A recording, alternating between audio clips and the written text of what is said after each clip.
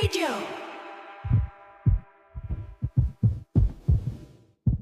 Ako si Joanna. Ang kwento ko ay kwento ng bawat anak na nangangarap na tuparin ang pangarap ng kanilang mga magulang.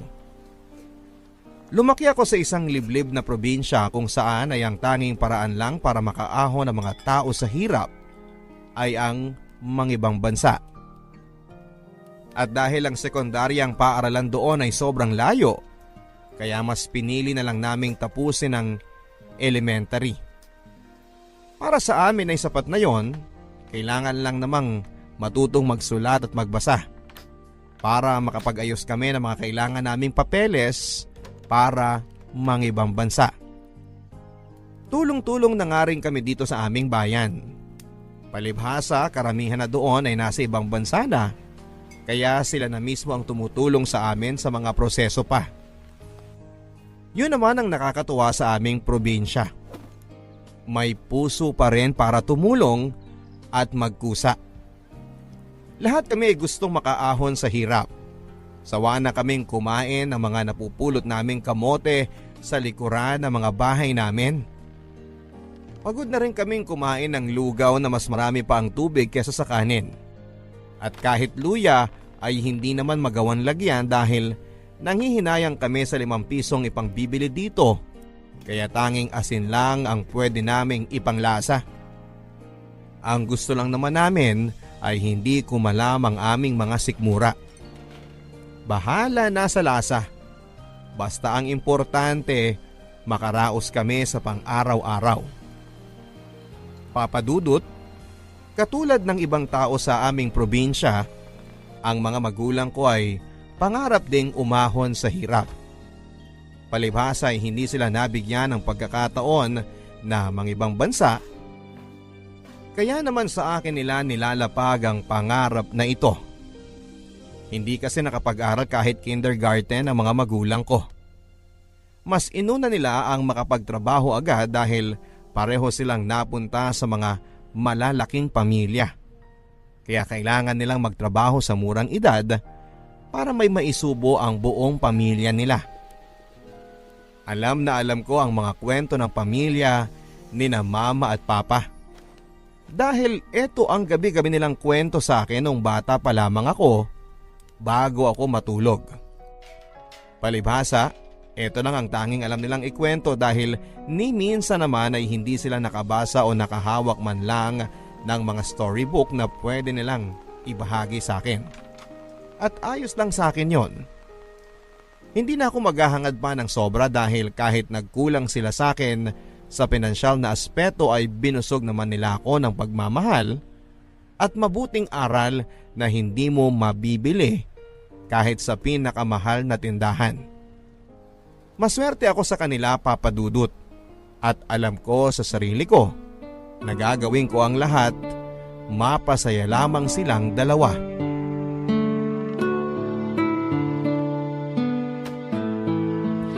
Happy birthday, anak!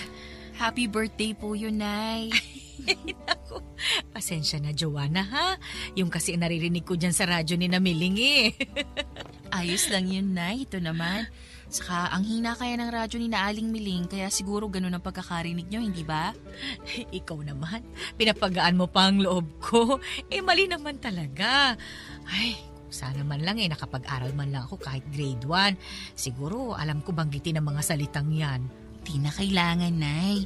Minsan lang naman sa isang taon ng birthday ko, kaya wag nyo nang masyadong alalahanin yun. Ang nanay talaga. Kahit na. Minsan na nga lang hindi ko pa maitama. Pinagtalunan pa namin yan ng tatay mo kanina kung paano yan babanggitin eh. Sabi niya, happy birthday.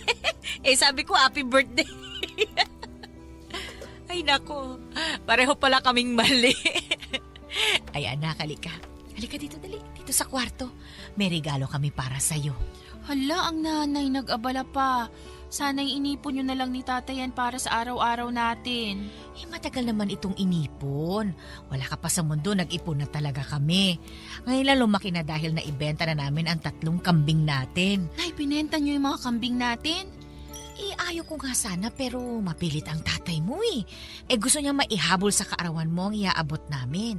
Kaya ayun, hinatid niya ngayon ang kambing dun sa bumili. Mabait naman yung nakausap namin ng tatay mo. Napakiusapan nga namin na magbayad mo na bago ibigay yung mga kambing eh. Pero Nay, magagamit pa natin ang mga kambing na yon. Buntis pa naman nung isa. Nakunan nga nung nakaraan yun eh. Hindi lang namin nasabi sa'yo ng tatay mo noon. Kaya sabi namin mas maganda iba na lang ang mag-alaga para masigurong hindi na ulit yun makukunan. Tsaka kung sa atin lang yun, alam mo namang wala tayong maibibigay na sustansya sa kanila. Maganda na rin yun anak. Pero Nay... Wala nang pero. O eto, halika dali. Buksan mo itong sobre. Nay! Yan lahat ng naipon namin ng tatay mo. Mas malaki pa sana yan kung hindi lang namin paminsan-minsan nagagalaw, lalo na kapag may matindi tayong pangangailangan. Pagdamutan mo na yan anak ha? Nay, sobrang laki naman ito. May papagawa na natin ang kubo natin nito at makakabili tayo ng mga manok na pwede nating... Ipang-ibang bansa mo yan anak. Ibang bansa? Oo. Hindi ba usapan na natin yun dati? Na kapag nagbente ka na, may ibang bansa ka na. Kung sakaling kulang pa yan, pwede ko namang isanla ang lupa natin. Hihintayin ko lang ang tatay mo para mapag-usapan namin. Nay, hindi nyo na kailangan gawin yan. Bakit malungkot ka dyan? Iniisip ko pa lang na malalayo ako sa inyo, nalulungkot na ako. Huwag mo kaming intindihin anak. Konting sakripisyo lang ang pagkalayo natin para sa magandang kinabukasan na naghihintay sa'yo sa ibang bansa. Hindi naman namin yung kayang ibigay sa'yo ng tatay mo eh. Binigay niyo po ang lahat ng meron kayo sa akin, Nay. Sobra-sobra pa po. Kasi mahal ka namin. Kaya namin ginagawa yan. Kaya bukas na bukas din ha, sasamahan kitang ayusin ang mga kailangan mo para sa pangingibang bansa mo. Nay, may gagawin pa ako bukas. Maglilinis pa ako ng bakod ni na Aling Ana, diba? Tapos maglalaba pa ako sa kanila. Oo nga pala.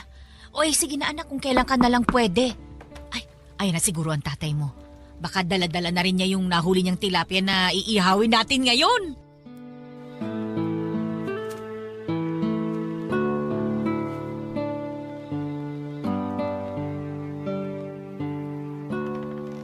Walang ginawa buong gabi sina nanay at tatay kundi ang magplano sa pangingibang bansa ko. Habang ako naman ay tatango-tango lang at ngingiti-ngiti na kunwari ay nakikinig sa mga sinasabi nila. Pero sa totoo lang ay lungkot na lungkot ang puso ko. Dahil hindi ko alam talaga kung gusto ko bang mangibang bansa tulad ng plano nila para sa akin. Noong mas bata pa ako ay kinikilig ako sa ideya na makatapak ng ibang bansa at makawala sa hirap. Pero noong tumagal, parang nasarapan na akong tumira sa Pilipinas kasama ang mga magulang ko. Lalo na't tumatanda na sila. Papadudot ayokong dumating yung panahon na wala ako sa piling nila at hindi ako makauwi pag pumanaw na sila. Iniisip ko pa lang yun ay natatakot na ako. Pero paano na yan? Hawak ko na ang perang inipon nila ng matagal para lang makapag-ibang bansa na ako. Naisip ko na baka naman pwede pa. Baka pwedeng wag matakot na subukang mag-ibang bansa. Kung ang iisipin ko ay ang magandang buhay na maibibigay ko sa mga magulang ko, bigla ay lalakas ang loob ko papadudot. Lalo na kung mabibilhan ko na sila ng masasarap na karne. Mabibilhan ko na rin sila ng mga platong babasagin at makakabili na ako ng mineral water para sa kanila para hindi na sumakit lagi ang mga tiyan nila dahil sa poso kami umaasa lagi ng maiinom namin. Baka naman kapag nakapag-ibang bansa na ako, mabilhan ko na ng bagong bestida si mama. Naaawa na rin kasi ako sa kanya dahil panay tapal na lang ng mga ginupit na basahan ang mga duster niya dahil marami na itong butas. Pwede ko na ring mabilhan si tatay ng bagong pares ng sapatos. Naalala ko pa ang sinabi ni nanay na ni minsan ay hindi nito naranasang makapagsuot ng sapatos. Puro tsinelas na madalas kapag napipitas na ay nireremedyohan na lamang ng alambre. Alam ko na gusto niya ring magkaroon ng sapatos. Kasi sa tuwing nakikita niya ang lalaking kapitbahay namin, napapansin ko Papa Dudut na panayang tingin ni tatay sa sapatos ng lalaking yon na parang isang batang naiinggit. Hindi man niya sabihin, alam kong pangarap niya yon. Hindi ako nakatulog ng gabing yon. Malalim ang iniisip ko. Hindi ko alam kung ano ang gagawin. Mag-iibang bansa ba ako? Iiwan ko na sina nanay at tatay? Sa totoo lang ay meron pang isang dahilan kung bakit ako alanganin na umalis ng bansa. Ito ay si Jerwin. Si Jerwin ang aking boyfriend. 1 taon na kaming magkarelasyon pero lihim ang lahat. Sa kabilang bayan siya at doon ko nakilala noong minsang nagkatulong ako doon ng anihan. Tagalinis ito ng bahay ng baboy ng pinangkakatulungan ko.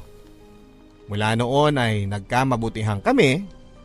Nagkikita kami paminsan-minsan kapag nagpupunta ako ng bayan. Ang sabi ko sa kanya ay huwag siyang pupunta sa amin dahil maliit lang ang aming lugar. Panigurado kasi na makakarating kina nanay ang balitang may karelasyon ako. Hindi naman po sinasabi ni nanay na bawal akong makipagrelasyon. Ako lang naman ang may gustong wag itong ipaalam sa kanila kasi nga ayaw kong isipin nila na imbes na makatulong ako mas inuuna ko pa ang maglandi. Pumayag naman si Jerwin sa aming setup. Hindi naman siya nagpupumilit na makilala ang mga magulang ko. Sabi nga rin niya, saka na lang daw namin kikilalanin ang mga magulang ng bawat isa kapag pareho na kaming handa. Mabuti na lang at ganon siyang mag-isip. Hindi ko natuloy ito problema. Papa Dudut, ang planong sabay naming mag-iibang bansa ay hindi na nangyari. Dahil pagkabigay ko kay Jerwin ng pera ay tumakas ito. Kinausap ko ang pigiri kung saan ito nagtatrabaho at sinabing nag-resign ito. Hindi nila alam kung nasaan siya. Ilang araw akong pabalik-balik sa lugar nila para makibalita at nalaman kong pumunta ito sa pinagsanglaan niya ng anak niyang babae. Tinubos nito ang anak niya gamit ang perang inabot ko sa kanya at ang natira ay ginamit nila ng asawa niya para magpakalayo-layo. Habang nasa jeep ako ay nanginginig ang katawan ko. Pinipigilan ko ang umiyak. Paano na ito?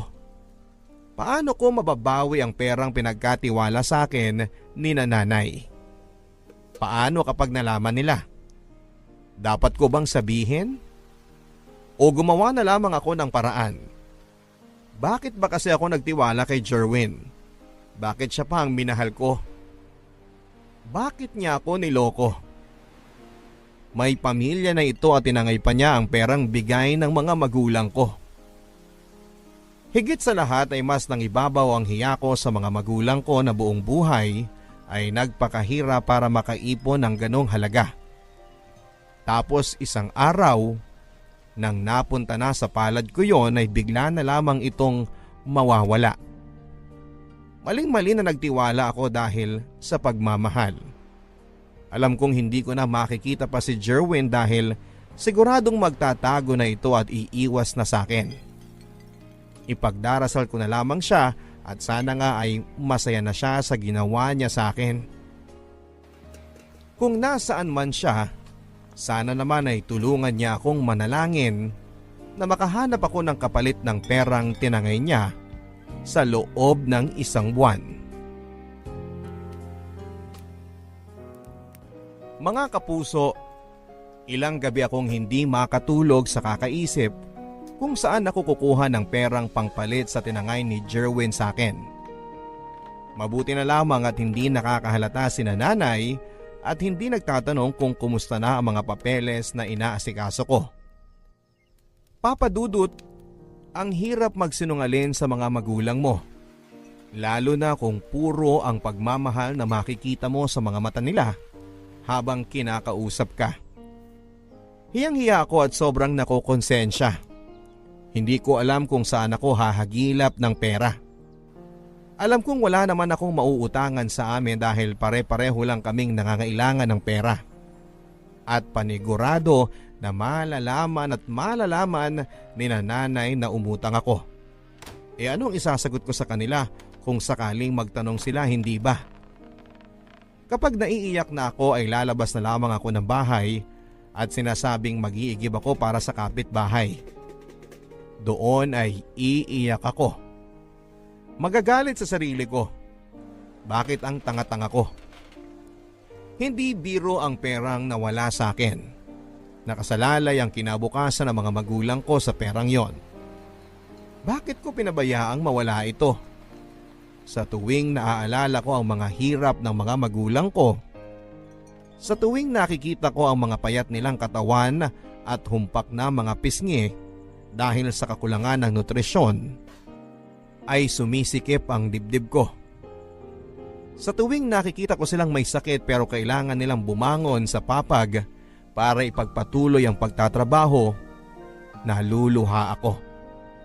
Hindi biro ang hirap na dinaranas ng mga magulang ko at aaminin ko na sobrang nahihiya ako dahil hindi ako halos makatulong para mapagaan ang buhay ng mga magulang ko. Minsan na nila akong binigyan ng pagkakataon para makatulong sa kanila pero heto, sinira ko pa. Hindi ko na alam kung paano sila haharapin at hindi ko alam kung paano ko sasabihin ang lahat sa kanila.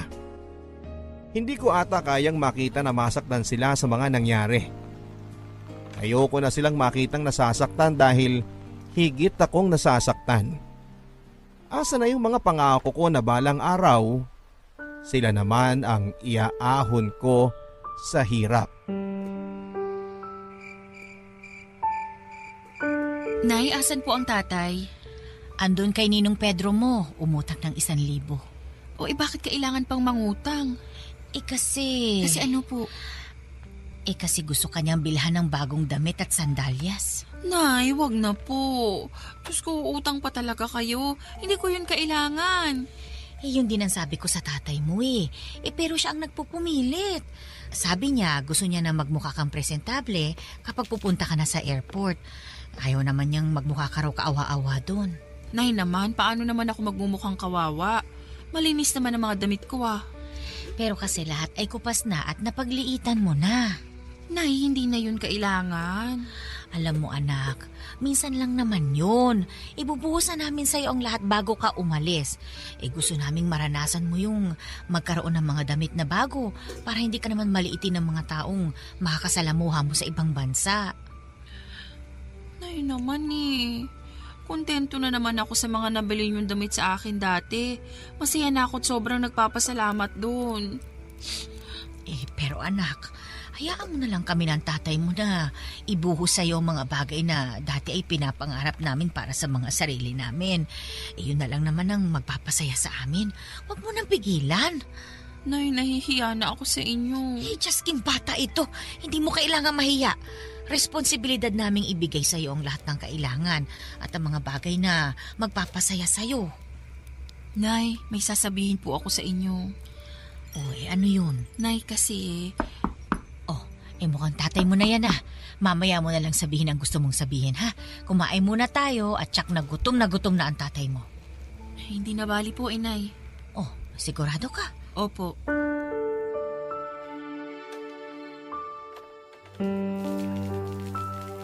Papa Dudut, hindi ko nasabi kay nanay ang katotohanan tungkol sa perang ibinigay nila sa akin. Ang ginawa ko lang ay nag-ipon ako ng perang pamasahe ko papunta ng Maynila.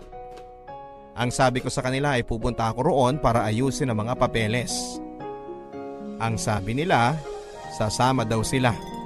Pero ang sabi ko ay kaya ko na mag-isa pero sa totoo lang ay pupuntahan ko ang pinsan ng aking tatay, si Tia Isabel. Dating DH ito sa Hong Kong. Gusto kong magpatulong sana sa kanya kung paano makapunta sa Hong Kong. Tinawagan ko na ito at pumayag na makipagkita sa akin. Pero nung araw ng pinag-usapan namin na magkikita kami ay sinabi nito na nasa Cebu pa raw siya at na-delay ang flight niya pabalik ng Manila. Kaya sabi niya ay magstay muna ito roon ng 3 araw para masulit naman ang bakasyon niya. Nahiya naman ako magtanong kung pwedeng magstay sa bahay nila. Kaya ang ginawa ko ay nagpalipas ako ng araw sa daan.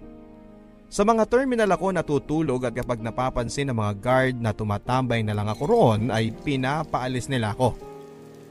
Sa pangalawang araw ko ng pagstay sa Manila ay naubos na ang baong kong malagkit na nilagyan ng bukayo sa ibabaw. Pasira na nga ito pero kinain ko pa rin para may mailaman sa tiyan ko. Nakikinom na lang ako ng tubig sa mga madadaanan kong tindahan. May mga nagbibigay, may mga minumura lang ako. Saktong-sakto lang ang perang dala ko. Ang natitira na lang sa akin ay pamasahe pauwi kapag nakausap ko na ang tiyahin ko.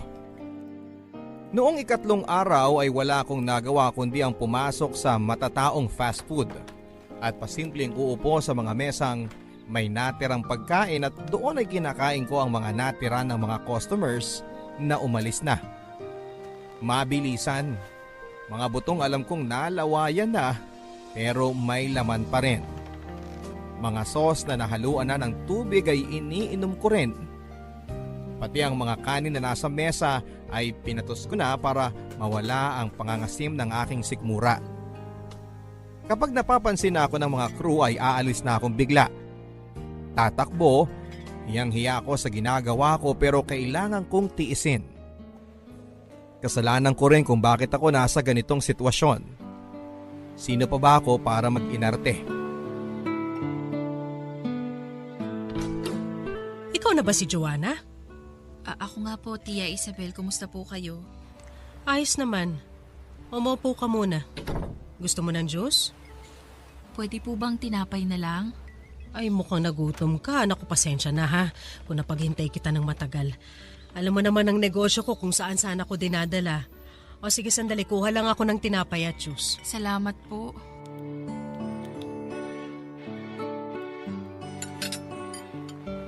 Alam mo, matagal-tagal na akong walang balita sa inyo eh. Kaya nagulat na lang ako na bigla ka na lang nagparamdam. Sabi mo gusto mong pumunta ng HK? Ba sigurado ka na ba doon? O, eto na ang pagkain. Salamat po, Tia. Opo, gusto ko sana mga ibang bansa kahit saan po, kahit anong trabaho. Magkano ba ang pera mo dyan? Wala po. Paano ka mangingibang bansa kung wala ka namang pera? Naloko po kasi ako ng boyfriend ko sa probinsya at tinangay ang perang pinag-ipunan ni nanay at tatay. Pero wag niyo pong sabihin ito sa kanila. Di nila ito alam kaya kung pwede sana po matulungan ninyo ako. Magbabayad naman po ako. Kung mapapahiram na pera, hindi kita matutulungan dyan. Kakasimula ako lang din ng negosyo kaya mahirap maglabas ng pera ng basta-basta. Lalo na kung ipapautang lang ito. Lagyan niyo ng interes, ayos lang po sa akin. Pero hindi ganun kadali magbayad, iha. Lalo na't magsisimula ka pa lang. Pero ganito na lang, may naisip ako. Ano po yun? Payag ka ba maging katulong ko muna dito? Katulong? Oo. Huwag ka mag-alala, babayaran naman kita. Yung pera makukuha mo sa akin kada buwan, pwede mong ipadala sa probinsya nyo. Pero gusto po ng magulang ko namang ibang bansa ako. Magpapanggap kang nasa ibang bansa ka na. Tutulungan kita magsinungaling sa kanila. Papalabasin nating isa kang DH. May experience ako dyan kaya hindi ka nila mauhuli. 1 taon lang, pagkatapos nun, papautangin na kita ng pera pang ibang bansa mo at ako pa mismong tutulong sa'yo. Talaga po? Oo naman. Sino ba naman na magtutulungan kundi tayo-tayo na lang na magkakadugo, di ba? Hayaan mo, hindi ka mauhuli ng mga magulang mo. Tutulungan kita dyan. Salamat po, Tia. Naku, mukhang ginutom ka sa pag-uusap natin. Hala, sige, kumain ka muna dyan at magbibihis lang ako at saka tayo mag-usap.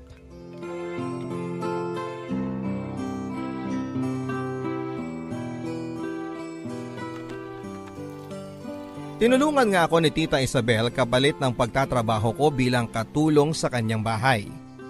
Silang dalawa lang ng anak niyang si Cassandra ang nasa bahay.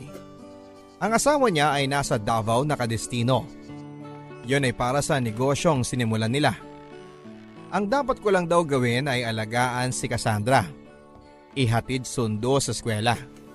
Maglinis ng bahay, magluto at maglaba. Hindi naman ganon kahirap linisan ang bahay dahil maliit lang ito at silang dalawa lang naman ang pagsisilbihan ko. Kailangan ko lang tiisin ng 1 taon na ganito ang gagawin ko. Nangako naman na suswelduhan ako ng tiyahin ko na ipapadala ko kina nanay para hindi ito magtaka. Pinagmukha niyang nasa ibang bansa galing ang pera. Ang sabi pa niya, hindi na raw makakahalata ang mga magulang ko, palibhasa ay hindi naman sila nakapag-aral. Hindi nila mababasa na galing lang ito sa Maynila. Medyo na-insulto ako roon at nasaktan pero pinabayaan ko na lang. Siguro ay ganon lang talagang magsalita ang tiyahin ko. Ang importante ay nakakatulong ito sa akin. Pati yung pag-i-edit ng mga larawan na kunwari ay nasa Hong Kong ako, ginagamit namin ang mga lumang larawan niya na nasa Hong Kong siya. Tinatapal ang litrato ko roon at ipapadala ko to paminsan-minsan. Kapag tinatawagan ko naman sila ay iba na ang gamit kong numero. Nagpanggap akong roaming ito kaya nakakatawag ako. Hindi nila maintindihan kung ano ang roaming number kaya mabuti na lang at hindi na sila nagtanong pa. Kapag tumatawag ako sa kanila ay buong pagsisinungalin akong nagsasabing masaya ako at maginaw sa Hong Kong. Tuwang-tuwang nakikinig sina nanay sa mga kwento ko. Kung alam lang nila na puro ito pagsisinungalin, pero kailangan ko itong gawin kung gusto kong matupad ang kagustuhan nilang nasa ibang bansa na ako talaga. Sana nga ay hindi sila makahalata. Sa mga pinapadala ko naman ay hindi na sila nagreklamo sa 3,000 kada buwan. Yun lang ang pasahod na ibinibigay sa akin ng tiyahin ko. Minsan binabawasan ko ito ng 100 para may pangload ako para matawagan ko sila. Minsan naman ay nag-aabot ng 20 pesos si Cassandra kapag nakikita niyang kailangan ko ng pera. Huwag ko na raw sabihin sa nanay niya para hindi ito magalit. Napakabait ng batang ito kaya hindi ako nahirapang alagaan siya. Alam kong hindi sapat talaga ang napapadala kong pera sa mga magulang ko. Alam kong dapat silang umasa ng mas malaking padala dahil nasa ibang bansa na ako pero ang sabi ko na lang sa kanila ay konting tiis lang dahil nagkautang pa ako sa amo ko dahil kulang ang perang naibigay nila sa akin na pang proseso ng mga papeles. Panay naman ang hingi nila ng tawad sa akin dahil kinulang ang bigay nila. Halos madurog ako dito. Iniisip pa talaga nilang kasalanan nila. Gayong ako naman talaga ang dapat nasisihin. Sa gabi ay umiiyak ako. Sa gabi ko lang na ibubuhos ang lungkot ko sa mga nangyayari sa buhay ko. Ultimo napkin ay hindi ako makabili para sa sarili ko. Para lang hindi mabawasan ng malaki ang naipapadala ko sa mga magulang ko. Tanging panyo na lamang ang ginagamit ko at basahang ibinigay sa akin ng tiyahin ko. Nilalabhang ko lang ito para magamit ulit. Gabi-gabi rin ang panalangin ko na sana ay hindi ako magkasakit dahil hindi ko alam kung saan ako kukuha ng gamot. Nahihiya naman ako magsabi kay Tia Isabel dahil alam kong kailangan din niya ng pera. Madalas nga ay mainit ang ulo nito dahil sa negosyo nila. Kaya ayoko nang dumagdag pa. Nagpapasalamat na lang ako talaga na pinatuloy niya ako sa bahay nila at binibigyan ng sahod dahil kung wala siya, hindi ko alam kung paano makakatulong sa mga magulang ko.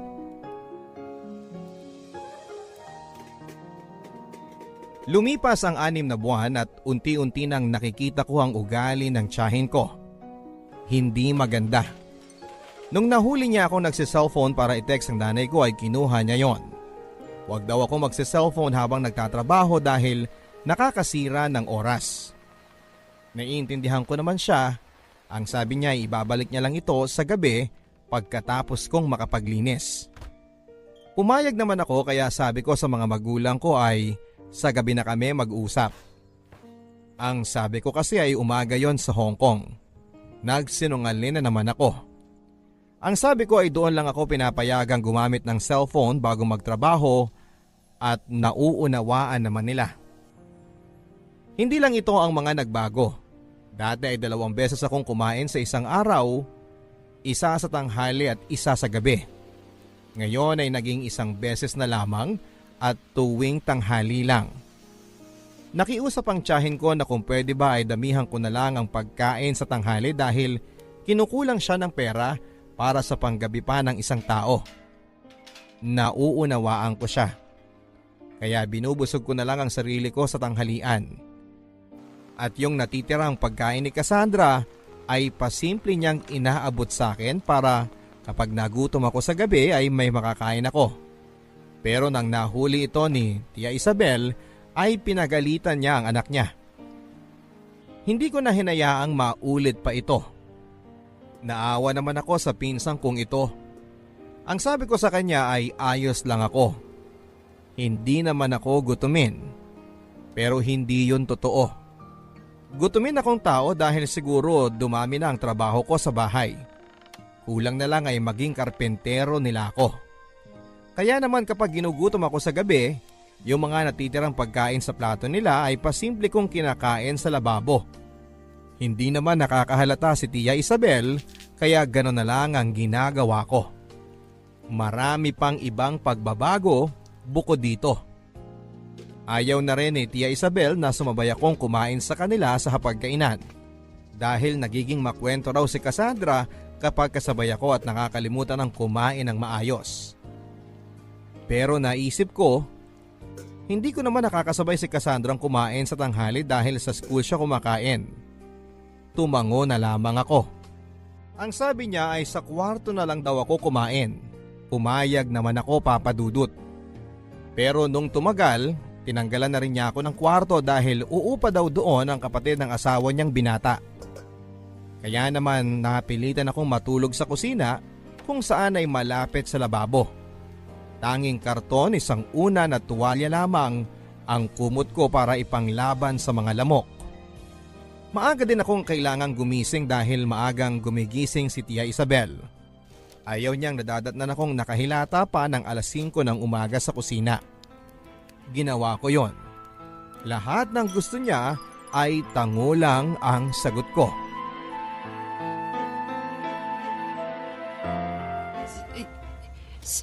Sa kubeta na po ako kakain?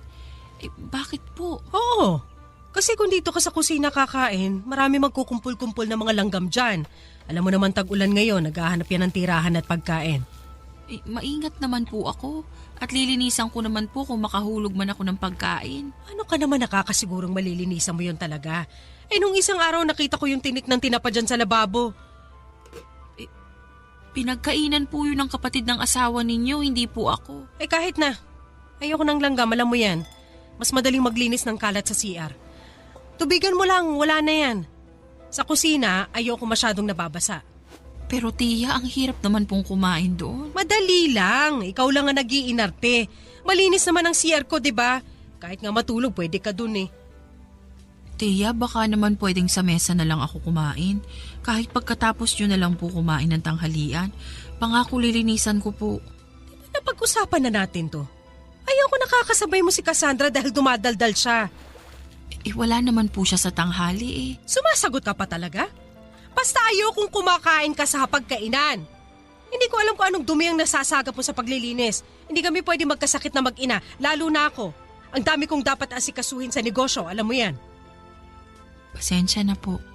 Alam mo, kung mag-iinarte ka, mas maganda ata na pauwi na lang kita sa probinsya nyo at sabihin ko na lang sa mga magulang mong totoo. Gusto mo ba yon? Gusto mo bang durugin mo pa ang pag-asa nila sa puso nila? Na may aahon mo sila sa hirap? Huwag po, Tia. Pasensya na po. Doon na lang ako sa CR kakain. Mabuti naman. Saka maganda na yan para sa'yo. Ngayon pa lang, yan ang training mo. Kala mo ba petics ka lang sa ibang bansa? Naku! Naging DH ako doon at konti pa lang tong pinapagawa ko sa'yo sa pinapagawa nilang hirap sa akin doon. Kaya wag mo kong artehan ng ganyan, ha, Joanna? Sorry. Sorry po.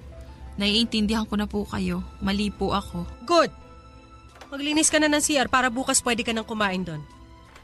Opo, Tia. Mula ngayon, ma'am na ang itatawag mo sa akin. Hindi na Tia. Opo, Opo, ma'am.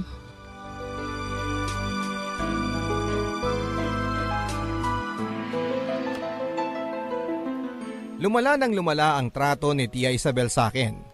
Hindi ko nararamdamang kadugo ko siya. Pinaparamdam niya sa akin na katulong niya ako. Hindi ko na alam kung paanong makakatakas sa sitwasyon ko, gipit na ako. Hindi ko naisip na ganito kasama ang magiging turing sa akin mismo ng aking kadugo. Nung minsan, nung hindi pa ako nakakabangon saktong alas 5 ay binuhusan ako ng malamig na tubig. Nagulat ako at pinagmumura niya ako. Bakit daw ang kupad ko? Panay naman ang hingi ko ng tawad. Nagsimula na akong maglinis. Ang mga nabasang karton, una na tuwalya ko ay sinampay ko sa labas matapos umalis ni Tia Isabel. Sa tuwing namamalengke naman ako ay hindi niya ako binibigyan ng pamasahe. Naglalakad ako ng mahigit 40 minutes para makarating sa palengke na lubhang malayo sa bahay. Exercise ko na lang daw para hindi ako lampa. Sobrang hirap, Papa Dudut. Wala akong magawa kundi ang pumayag sa mga gusto niya dahil kung susuko ako ay isusumbong niya ako kina nanay. Tiniis ko pa dahil kailangan kong makapagpadala kina nanay. Bibihira ko na rin nakakausap si nanay dahil maraming gabi na hindi ibinibigay sa akin ng Tia Isabel ko ang sipi ko at sinasabing itulog ko na lang daw para may lakas akong magtrabaho kinabukasan. Kaya sa tuwing nakakapag-usap kami ni nanay ay sobrang nananabik ako. Sila na rin ang nagpapaload sa akin dahil ang sabi ko malayo ang pagpaloadan dito. Naiintindihan naman nila.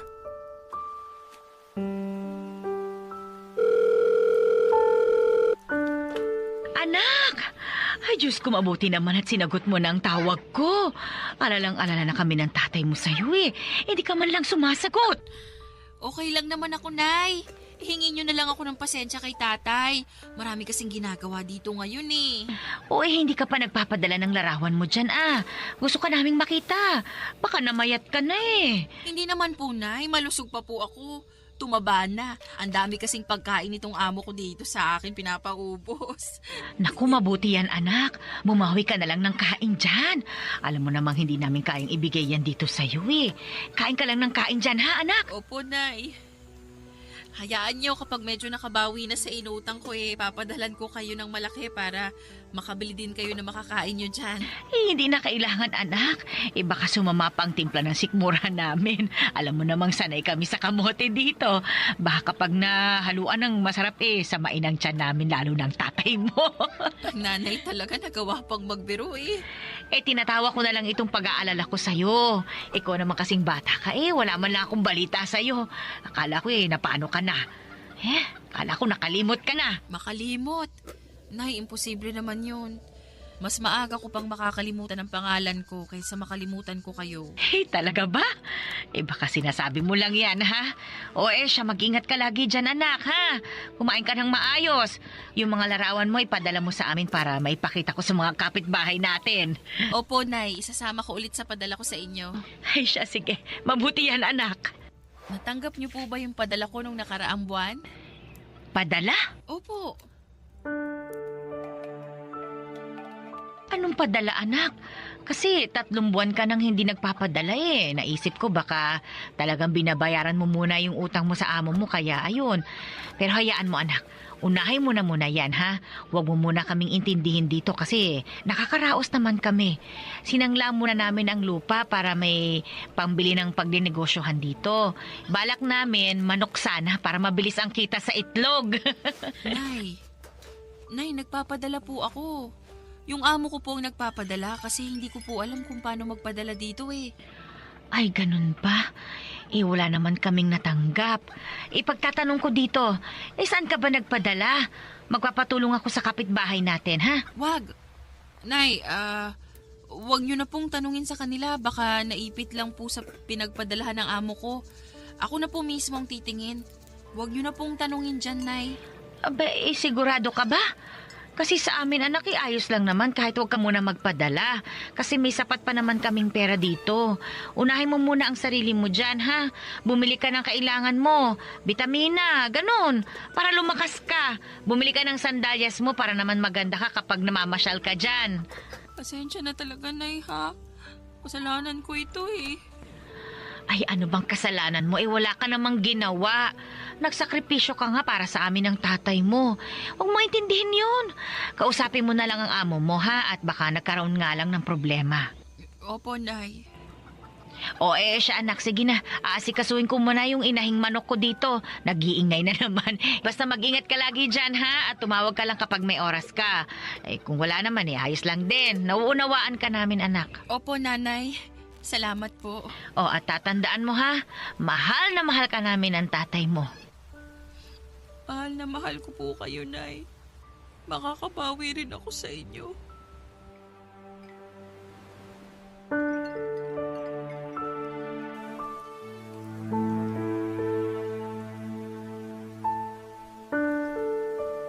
Matapos ang naging pag-uusap namin ni nanay ay umiyak ako ng umiyak.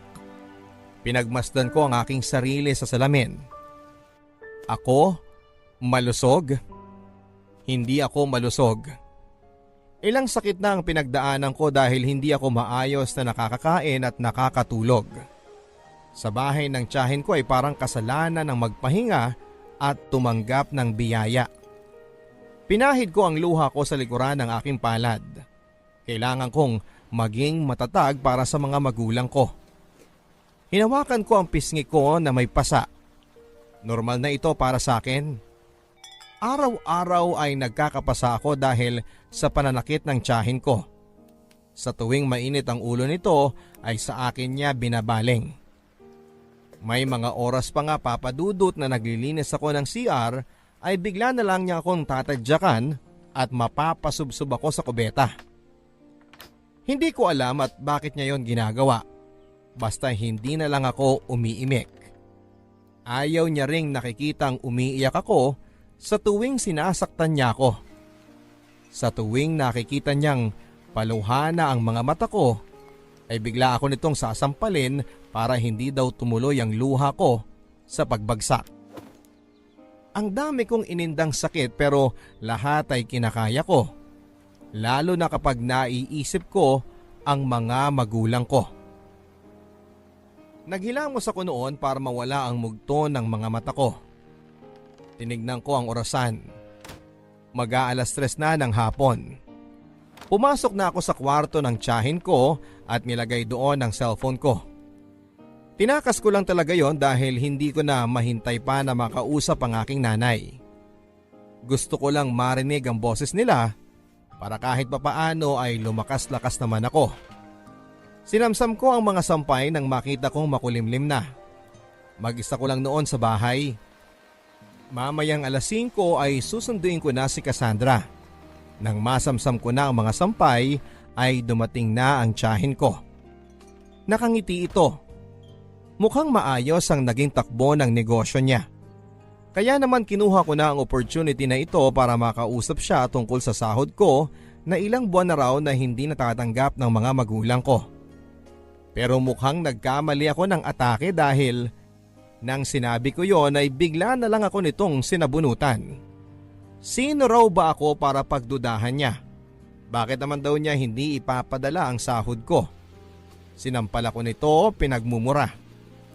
Ang sabi ko ay kunin ko ang patunay na pinadala nga niya. Napalunok pa ito bago sumagot. Tinapon na raw niya matagal na. Ayaw daw kasi niya ng kalat. Hindi ko alam pero hindi ako naniwala sa kanya. Sa halos 1 taong ko siyang nakasama, alam ko na kung gaano ito kasama. Alam kong hindi ito nagsasabi ng katotohanan. Hindi ko lang alam kung paano yon mapapatunayan. Nakiusap ako sa kanya na kung pwedeng kahit kalahati na lang ng sahod ko ang ipadala niya para magamit ng mga magulang ko. Pero mas lalo itong nag-init. Tinadyakan niya ang mukha ko at saka dinuro-duro ang ulo ko. Sino raw ba ako para utusan siya? Malaki daw ang utang na loob ko sa kanya. Kaya huwag daw akong magtapang-tapangan. Dahil kaya niya akong pabagsakin anumang oras niya naisin. Hindi na ako umimik noon para hindi na niya ako saktan. Tumayo na lamang ako sa pagkakasalampa ko sa sahig. Itutuloy ko na lang ang pagtutupi ng mga damit para wala na itong masabi. Pinabayaan naman niya ako at pumasok ito sa kwarto. Nang sumapit ang 4:30 ay nagmamadali kong tinapos ang huling 2 damit na tinitiklop ko. Tumayo na ako noon para lumabas ng bahay para sunduin si Cassandra, pero bigla akong hinarang ni Tia Isabel at tinatanong kung saan ako pupunta. Ang sabi ko ay sa school para sunduin ang anak niya, pero tinulak ako nito. Siya na raw ang susundo dahil baka tumakas pa ako. Ang sabi ko sa kanya ay hindi ko naman naisip na gawin yon.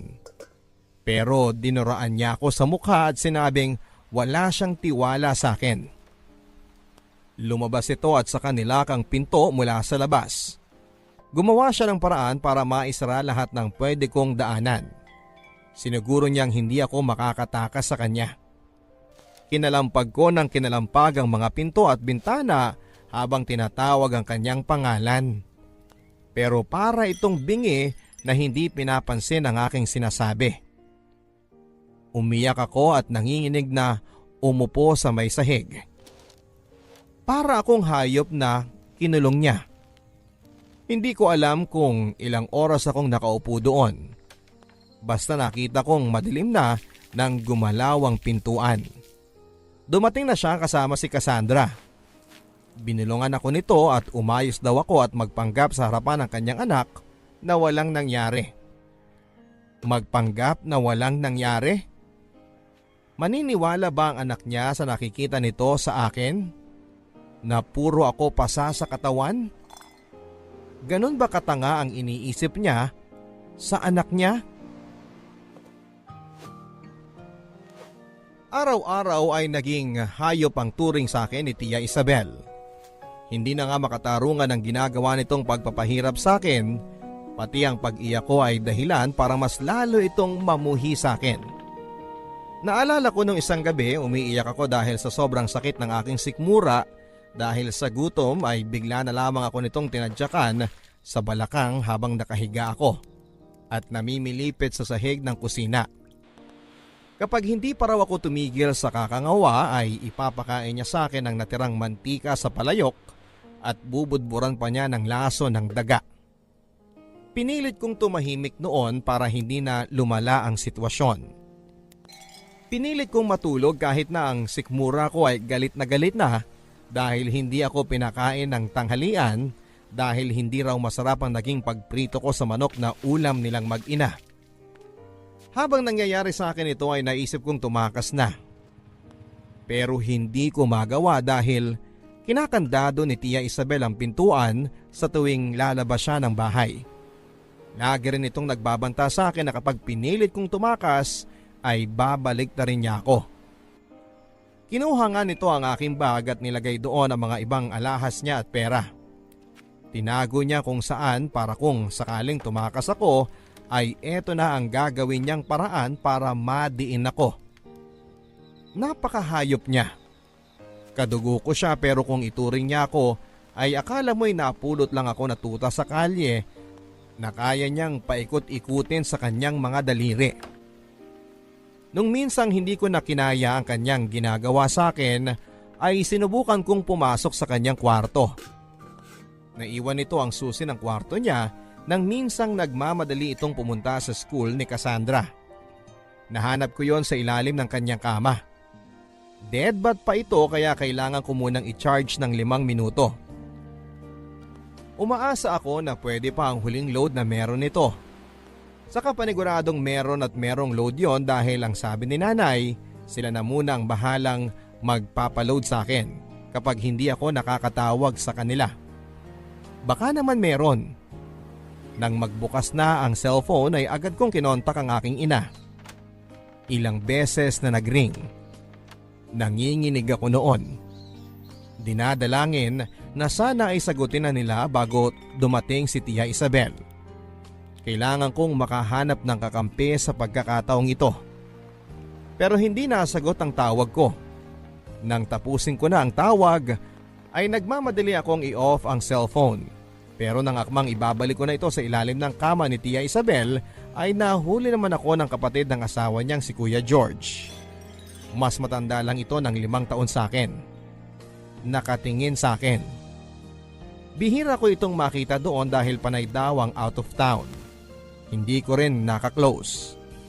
Pero alam ko na alam niya ang nangyayari sa bahay ni Tia Isabel. Pero hindi lang ito umiimik. Ngayong nahuli niya ako, isusumbong ba niya ako?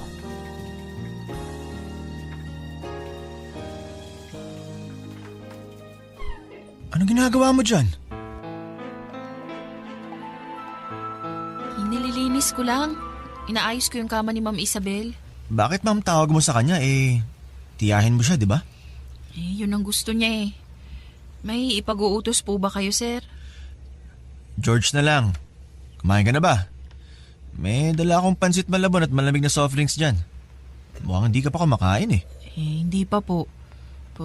Pwede po bang makahingi ng pagkain? Oo, kaya nga kita inalok, di ba? Hindi ka na. Siguraduhin mo munang maibalik mo sa ayos yung kama ni Ate Isabel bago ka lumabas. Mamaya, pag initan ka na naman niya. Opo.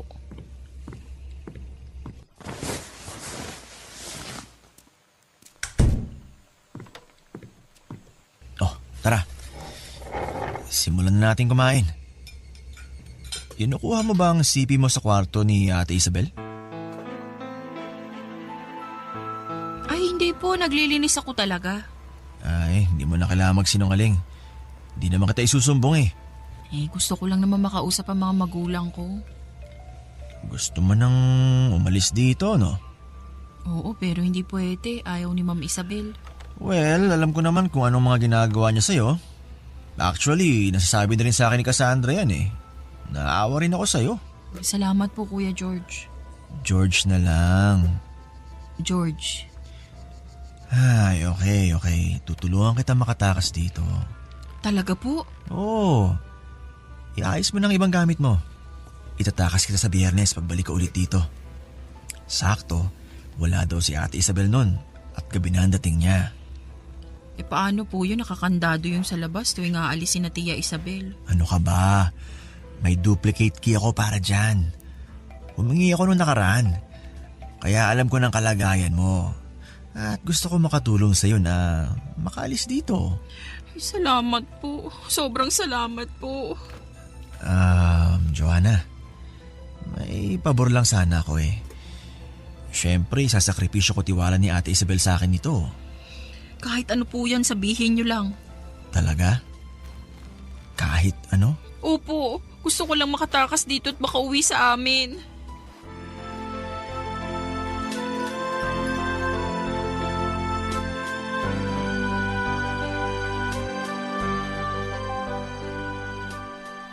Ang pabor na gusto ni George ay may mangyari sa aming dalawa. Yun ang kapalit ng pagtakas niya sa akin sa bahay ni Tia Isabel. Hindi na ako nagdalawang isip noon. Kailangan ko nang maibigay ang sagot sa kanya bago siya umalis mamayang gabi. Tumango ako sa alok niya at walang sabi-sabi ay hinila ako nito sa kanyang kwarto at doon ay pinilit na tinanggal ang aking mga damit. Gusto kong umatras noon pero kapag naiisip ko ang kapalit nito ay hinahayaan ko na lang na gawin ito ang gusto niyang gawin sa akin. Hindi ko na mabilang kung ilang luha ang pumatak sa mga mata ko habang pilit niya akong inaangkin. Nang matapos ito ay agad-agad itong nagbihis at pinalabas ako sa kanyang kwarto. Bago siya umalis ay sinabi nitong babalikan niya ako ng Biyernes kaya ihanda ko na ang mga kailangan kong ihanda. Tumango na lamang ako, tumango habang inaayos ang aking suot. Nang nakaalis na ito ay nakangiti ako habang lumuluha. Halo-halong emosyon ang nararamdaman ko ng mga oras na yon. Natutuwa ako dahil sa wakas ay makakalaya na ako sa impyernong bahay na yon. Pero naghahalo din ang pandidiri at hiya sa aking katawan dahil hinayaan kong gamitin ito ni George. Wala na akong nagawa. Kailangan kong makatakas. Gipit na ako sa sitwasyon ko. Inabangan ko ang pagdating ng Biyernes. Panay ang tingin ko sa kalendaryo habang umaasa na sana'y mabilis na ang pagpalit ng araw para sumapit na ang araw na pinakahihintay ko. At ito ay ang araw na makakatakas na ako. Ang binanggit sa akin ni George ay susundin niya ako bandang alas 5 ng hapon kapag umalis na si Tia Isabel. Handang-handa na ako noon, hindi na ako mapakali nang dumating ang araw na yon. Panay ang tingin ko sa orasan. Tinapos ko na ang lahat ng gagawin. Magkasama sila ni Tia Isabel ngayon at gabi na nga ang dating nilang pareho. Muli ako napatingin ng orasan, alas 5 na, wala pa si George. Wala na akong ibang magawa sa bahay dahil nalinis ko na ang lahat. Pati ang ulam ni Cassandra ay naluto ko na bago ko umalis. Ayaw ko namang gutumin ang alaga kong yon dahil kahit papaano ay napamahal na siya sa akin. Sa muli kong pagtingin sa orasan, mag-aalas 6 na ng gabi. Nasaan na kaya si George? Sana ay na-traffic lang ito. Tama, traffic lang kasi Biyernes ngayon. Dapat ay hindi ako mangamba. Hindi dapat. Umidlip akong sandali sa papag ng kusina. Nang magising ako ay alas 7:30 na. Konting-konti na lang at parating na si Tia Isabel. Nasa na ba si George? Nanginginig na ang aking katawan noon at paikot-ikot ako sa kusina. Panay ang tingin ko sa orasan. Panay ang kagat ko sa aking kuko. Darating pa ba siya? Nang walang ano-ano ay biglang bumukas ang pintuan, napangiti ako at dumating na nga si George. Pero agad ding nawala yon nang makita kong nilawan ng pintuang yon si Tia Isabel at si Cassandra. Wala na. Wala na talaga akong pag-asa na makawala pa. Alas 12 na ng hating gabi nang matapos ako sa aking trabaho sa bahay ni Tia Isabel. Manhid na manhid ang aking katawan dahil sa pagkakadismaya sa ginawa ni George. Hindi ko na alam kung makakaramdam pa ba ako ng galit dahil matapos nitong gamitin ang katawan ko ay bigla na lamang itong nawala. Akala ko ba ay tutulungan niya ako? Akala ko ba ay itatakas niya ako? Bakit kasi naniwala ako sa kanya? Ang tanga-tanga ko para maniwala sa mga sinasabi niya. Bakit ako pumayag na ipangbayad ang puri ko sa pangako niyang tutulungan ako? Ito ang mga tanong na paulit-ulit na naglalaro sa utak ko habang nakahiga ako sa papag ng kusina. Tuloy-tuloy pa rin ang pagdaloy ng mga luha ko pero pinigilan kong wag humikbi para hindi marinig ni Tia Isabel. Ayoko nang masaktan pa niya. Kotang-kota na ang katawan ko sa sakit na inaabot ko mula sa kanyang mga palad. Pinikit ko na lamang ang aking mga mata at pinilit na pinapatulog ang aking sistema nang makaramdam ako ng isang taong lumapit sa aking kinahihigaan at hinawakan ang aking pisngi.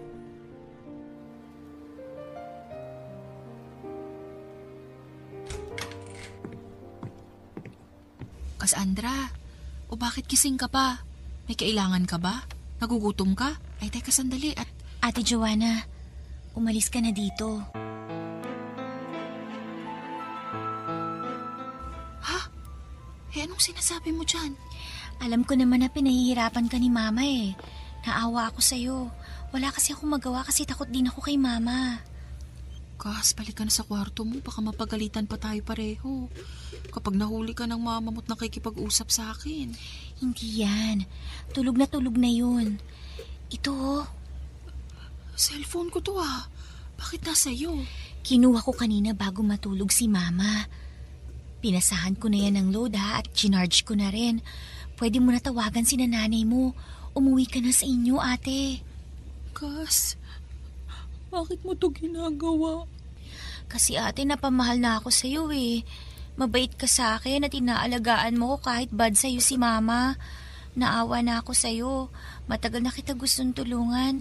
Pero kasi hindi ako makatsyempo. Ngayon dapat makaalis ka na bago magising si Mama. Ito. Ano yan? Pamasahe mo. Sana makatulong. Inipon ko yan dati. Regalo ko sana sa'yo kasi naalala ko sabi mo sa akin na malapit na ang birthday mo at gusto mo makasama ang mga magulang mo. Salamat ka, Sandra. Salamat.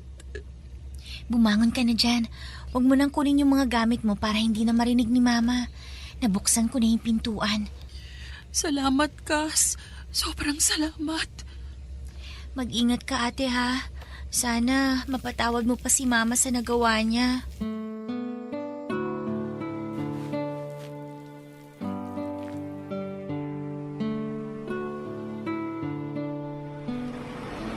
Hello, Nay. Nagising ko po ba kayo? Oo, 2:00 na ng madaling araw. May problema ba, anak? Oh, anak. Bakit ka umiiyak? Ano nangyari sa'yo? Uuwi na po ako, Nay.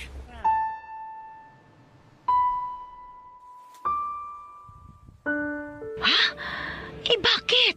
Ano ba nangyari sa'yo? Alalang-alala na kami sa'yo dahil 4 na buwan ka na naming hindi nakakausap.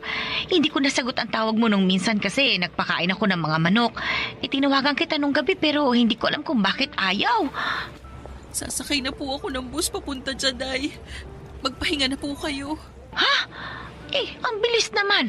Nasa ibang bansa ka lang tapos nasa bus ka na ngayon. Sasabihin ko na lang sa inyo lahat kapag nakarating na ako dyan. Patawarin niyo po ako. Bakit ka humihingi ng tawad? Anak, kung ayaw mo na sa ibang bansa, maiintindihan ka namin. Sige, bumalik ka na dito. Mahal na mahal ka namin. Mahal na mahal ko rin po kayo, Nay.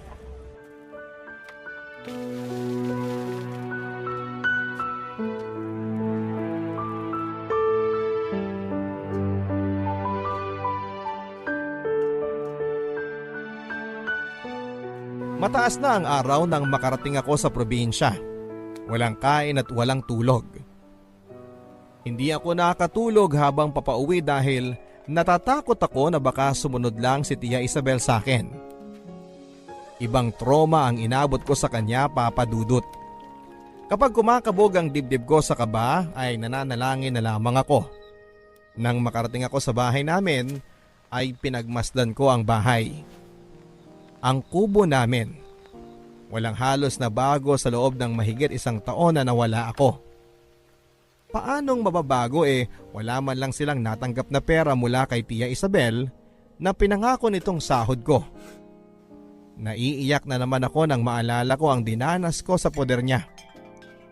Habang pinagmamasdan ko ang aming bahay ay hindi ko maiwasang balikan ang simula ng mga pangarap ni nanay para sa akin. Mga pangarap na hindi ko nabigyan ng katuparan. At nabaluktot ang daan patungo doon. Nangarap akong minsan na iahon sila sa kahirapan. Mabilihan ng mga pagkaing masasarap na sa telebisyon at radyo lamang nila nalalaman. Mga damit na bago na pwede nilang gamitin sa tuwing may okasyon o kahit magsisimba lang. Gusto kong mapalitan ang kubo sa bahay ng semento para komportable silang manirahan dito. Pero hanggang pangarap na lang ang lahat. Dahil sa minsang pagkakamali ko. Nasira at nabuwag ang mga yon. Nasira ang mga pangarap at nasira ang pagkatao ko. Nilakasan ko ang aking loob at kumatok. Pinagbuksan ako ni nanay at tatay. Walang kahit na anong salita ang lumabas sa mga bibig namin kundi ang iyak habang mahigpit ang mga yakap. Sinapo ni nanay ang aking mukha at nakita niya ang pasa sa gilid ng aking labi at pamumula ng kaliwa kong mata dahil sa pananapak ni Tia Isabel. Doon ay nakita ko kung paanong umiyak ng umiyak ang aking ina. Pumasok kami sa loob ng bahay. Pinagtimpla ako ng kape ng aking tatay. Hinayaan nilang mainitan ang aking sikmura at hinayaan nila na maging handa ako bago ako magkwento ng buo sa kanila. Nang nahimasmasan ako ay sinabi ko na ang lahat mula sa simula hanggang mapunta ako sa poder ng Tia Isabel ko. Kompleto. Wala akong iniwan na detalye. Lahat ay sinabi ko.